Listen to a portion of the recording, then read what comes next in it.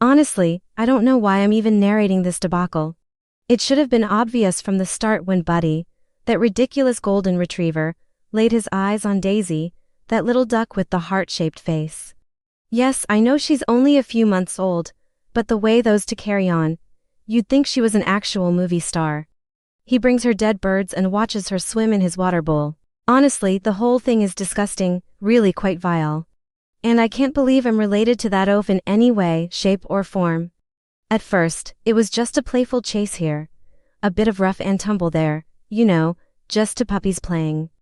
But then he started bringing her gifts and laying in the sunbeams with her. That's when I knew I had to intervene. I am, after all, a cat of sophisticated tastes, an aristocrat of the highest order. And I simply could not abide the shameless displays of affection between the two of them. I mean, it's one thing to bring a stray animal home, but quite another to parade it around like some sort of prize.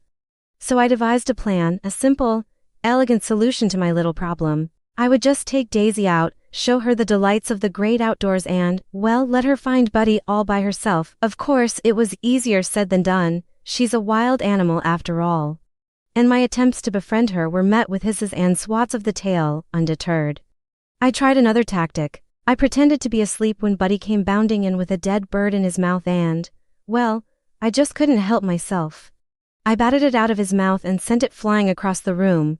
He looked at me in horror as I sauntered away, leaving him to clean up the mess. My plan was working perfectly. He wouldn't dream of chasing her now. But I had reckoned without his sheer bloody-mindedness.